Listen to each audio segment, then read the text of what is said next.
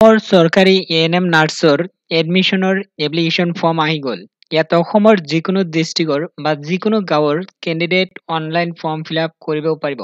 মানে প্ৰত্যেক ডিষ্ট্ৰিক্টৰ চৰকাৰী এএনএম নাৰ্ছৰ এডমিশ্যনৰ ফৰ্ম আহিছে। এই ফৰ্ম ফিল আপ কৰিলে নিজৰ নিজৰ ডিষ্ট্ৰিক্টত এএনএম নাৰ্ছিং কোৰ্চত এডমিশ্যন ল'ব পাৰিব যদি কেণ্ডিডেট চিলেকশ্যন হয়।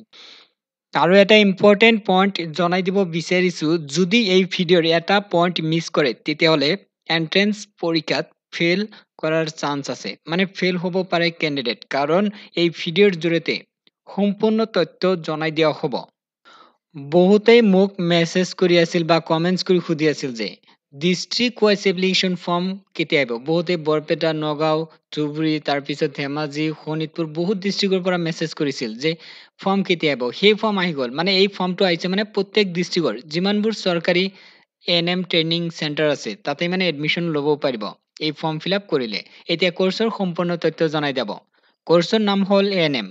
এএনএম কোৰ্চৰ সময়সীমা 2 বছৰ। এই কোৰ্সটো ৰেগুলাৰ হয়, ফুল টাইম।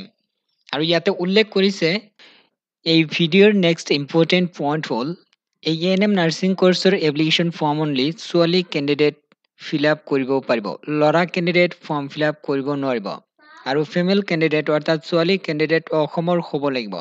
আৰু ইয়াতে উল্লেখ কৰিছে কেণ্ডিডেটৰ বয়স হ'ব লাগিব 17 পৰা 35ৰ ভিতৰত হ'ব লাগিব, ইয়াতে উল্লেখ কৰিছে। এতিয়া জনাই দিয়া হ'ব এএনএম নাৰ্ছিং কোৰ্চৰ এপ্লিকেশ্যন ফৰ্ম ফিল আপ কৰিবলৈ কি পাছ কৰা হ'ব লাগিব। 12 পাছ। যদি কোনোবাই কেণ্ডিডেট আৰ্টছৰ, ছায়েন্স বা কমাৰ্চৰ পৰা এইচএছ পাছ কৰিছে এই এএনএম নাৰ্ছিং কোৰ্চৰ ফৰ্ম ফিল আপ কৰিব পাৰিব। পুনৰ জনাই দিব বিচাৰিছো, যদি কোনোবাই কেণ্ডিডেট আৰ্টছৰ, ছায়েন্স বা কমাৰ্চৰ পৰা এইচএছ পাছ কৰিছে তেতিয়াহ'লে এই এএনএম নাৰ্ছিং কোৰ্চৰ এপ্লিকেশ্যন ফৰ্ম ফিল আপ কৰিব পাৰিব। এতিয়া জনাই দিয়া হ'ব এন্ট্ৰেন্স পৰীক্ষাৰ ডিটেইলছ।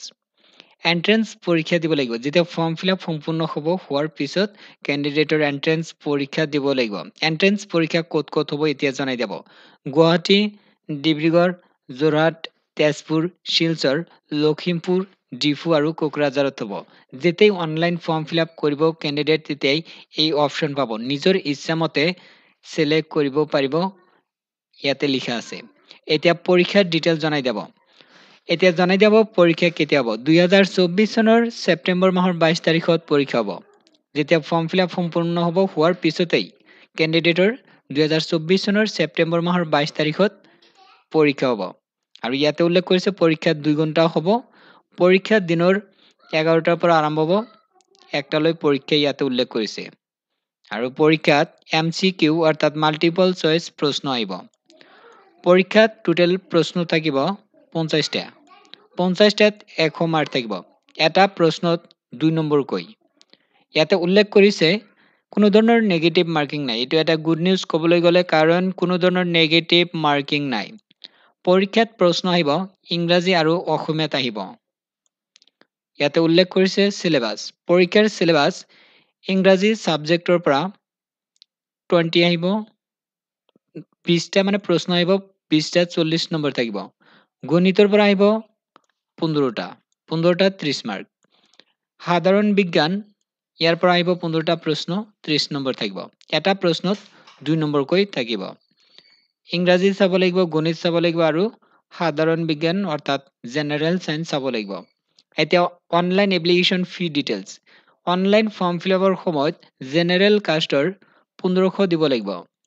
আৰু ইয়াতে উল্লেখ কৰিছে 1200 দিব লাগিব কোনবিলাক কেণ্ডিডেট, যিসকল candidate SC, ST, EWS, OBC, MOBC, তাৰপিছত টাই আহোম, ৰাজবংশী, মৰাণ, মটাক, চুতীয়া কেটেগৰীৰ হয় বা TGL, XTGL কেটেগৰীৰ হয়, সেইসকল কেণ্ডিডেটৰ 1200 অনলাইন পে'মেণ্ট কৰিব লাগিব, ইয়াতে উল্লেখ কৰিছে।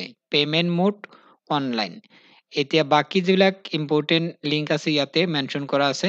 ইয়াতে উল্লেখ কৰিছে ডেট, ইম্পৰ্টেণ্ট ডেট 2024 চনৰ আগষ্ট মাহৰ 22 তাৰিখৰ পৰা অনলাইন ফৰ্ম ফিল আপ হৈছে। আৰু ফৰ্ম ফিল আপৰ লাষ্ট ডেট হ'ল 2024 চনৰ ছেপ্টেম্বৰ মাহৰ 7 তাৰিখ।